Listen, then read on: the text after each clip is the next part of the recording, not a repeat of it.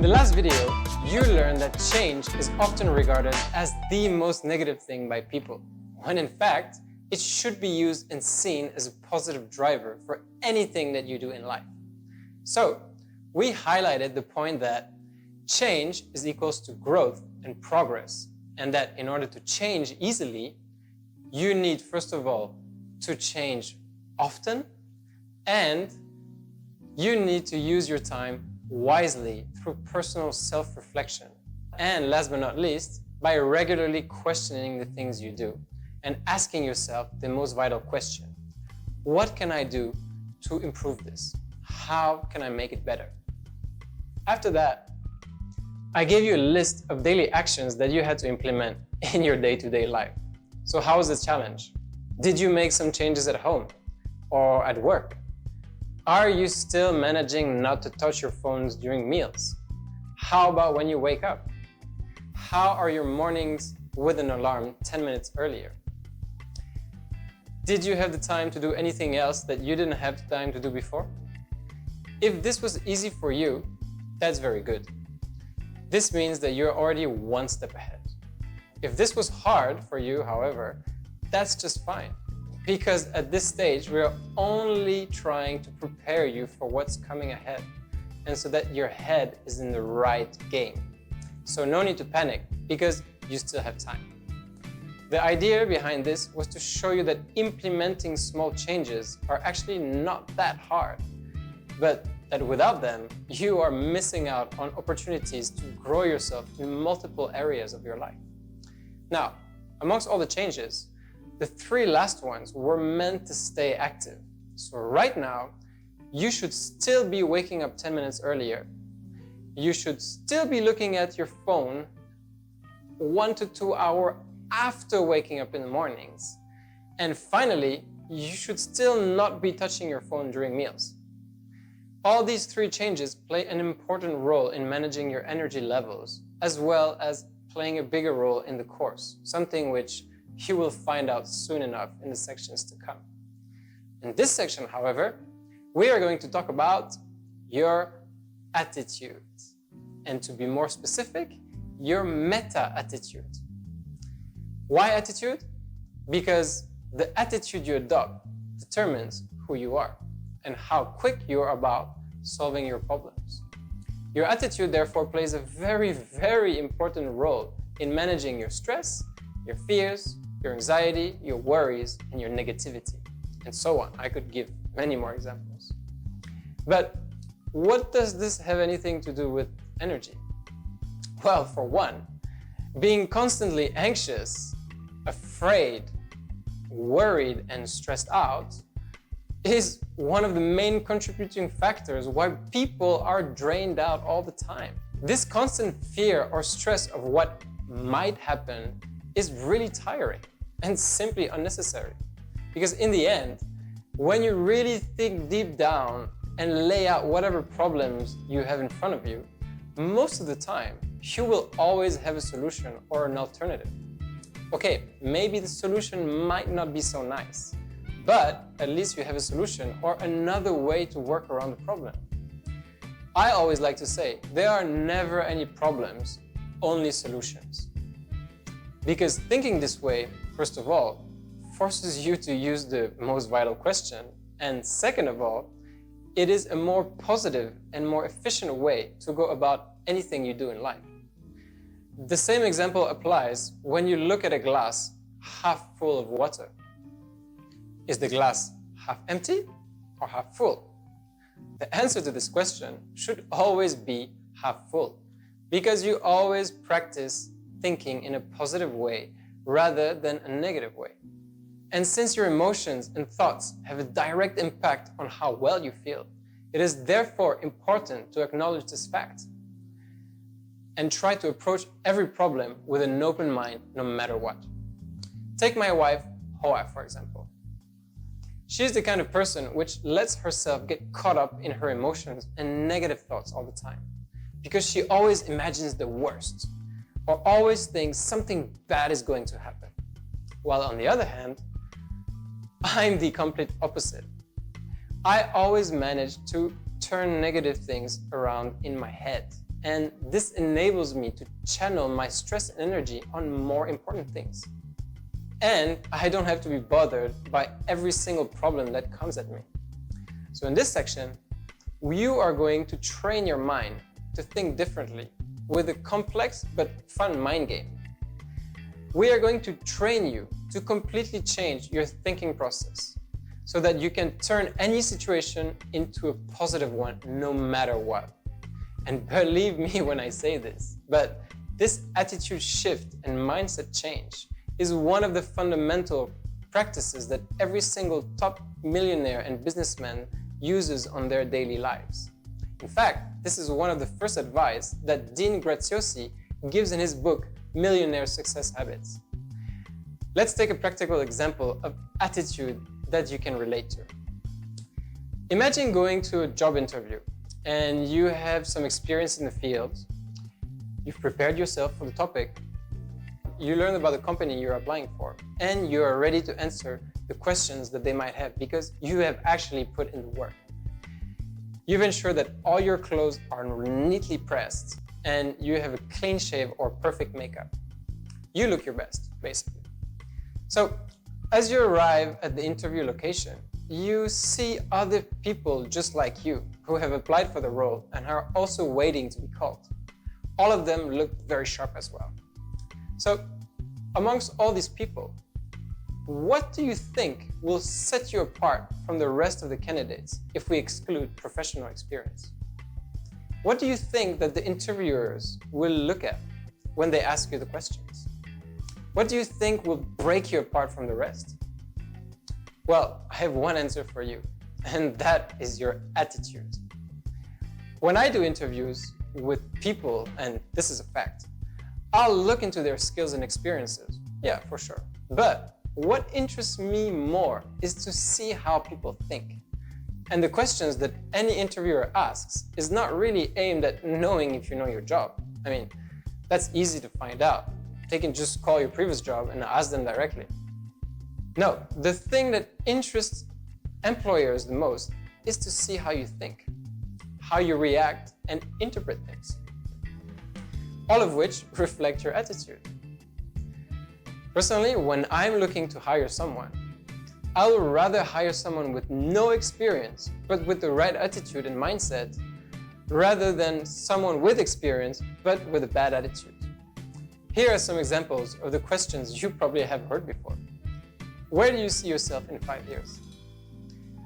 This question is to understand what kind of ambitions you have and how you see yourself in the future in terms of your career. Through this question, the interviewer will understand how serious you are about your choices and if you are someone that has a clear goal and objective in mind. Someone with the right attitude will not just stand there with their mouth open and start thinking about it. They will know right off the bat exactly what they want and where they want to be. This can say a lot about yourself, especially if you start thinking about it during the interview and come up with a lame response. Now, another typical question, which you've probably heard, is, tell me about a challenge or conflict that you faced at work and how you dealt with it. Again, through this question, an interviewer will want to see what matters most to you and what do you regard as important or challenging. The actual challenge doesn't really matter. It's the how that matters. The interviewer wants to see how you think on your feet and the way you handle the situation. Whether you shouted and lost your temper or whether you dealt with it smoothly without any fuss. In my line of work, I can tell straight away when someone has a good attitude or not. And it is usually the ones with a bad attitude that don't get offered the promotions, that don't get the chance to play a bigger role, and that are not regarded as an asset in the company. I myself got rejected for a promotion due to my poor attitude one time. I was going to get promoted. I was in the pipeline in the months to come. And one day I acted impolitely to my boss. Well, guess what? My promotion was canceled for just one single slip up. Just one. Something which I could have easily avoided. So Attitude really matters here. In your work, in your personal life, it doesn't matter. It matters. In fact, studies show that people usually respond favorably to positive attitude. It's logical, right? Therefore, an optimistic person who seems to anticipate good news will always transmit a positive attitude. On the other hand, people who expect the worst project a negative attitude that speaks louder than anything they say. And it's a natural response from others to shy away from them and because they make them feel negative. I mean, come on. No one wants to be with a sourpuss who always complains. It's annoying. Additionally, these kind of people are also a big threat to any team because they can drag down people with them. And likewise, a leader in any field or team, for example, needs to have a positive attitude to avoid taking sides with anyone. This way, he will have a better decision-making process when it comes to outweigh the pros and the cons. A leader with a poor attitude, however, will have a tendency to shun any ideas and proposals, close themselves completely and ignore the opinion of others. And by refusing to listen and open up to suggestions which could actually make the situation 10 times or even 100 times better, that leader will lose complete credibility and will therefore lose the trust and relationship he needs for his team to perform better. And a lot of the time, the team will just stop being efficient because no matter what they say, in the end, it's the boss who will take the final decision, regardless of what they think. So how could anyone feel involved in the work they do if they're not even able to say something or to make a decision and see their ideas go through? I tell you, I would not want to work for someone like that at all. This is why attitude really matters. And to quote a professional regarding attitude, Mr. Robert Kiyosaki, a very successful business developer and author, makes a good point about attitude. He points out that people with the right attitudes can achieve anything they want, while the others will shut themselves and achieve nothing. He points out that people who often say things like, I can't afford it, or I can't do it, I can't change it, or, I don't have the time, or I don't know how, always go down. Those people become what they say and shut themselves from even trying in the first place. They use these phrases as an escape, taking the easy way out, when in reality, what they should be asking themselves is, how can I afford it? Or how can I do it? How could I change it? How could I make time? Or how can I learn this? And how could I know? Mr. Kiyosaki says that a question opens the mind. However, a statement closes it. So by having a negative attitude, you are missing the opportunities that lie ahead of you. Whilst with a positive one, you become a problem solver whose only goal is to test and try it out first. And for your sake in this course, your attitude will play a critical role. When is the last time you told someone, "Oh, I'm sorry, I don't have time"? Did you really not have the time? Or were you simply lazy and just refused to do it? Or you just didn't want to do it, but you just didn't want to tell them? The way I see it, everyone has time. It's just a matter of how you choose to allocate your time, which is important. When I used to smoke every day in Geneva, I would find every single excuse not to go out or attend social events because I simply just wanted to go home and smoke up. Was it a good reason to tell people I didn't have time for them? Hell no. That was the lousy drug addiction within me. And how I choose to allocate my time, which made damn sure that I would not have any time at all. But in reality, I spent my evenings doing absolutely nothing. So in fact, I had plenty of time.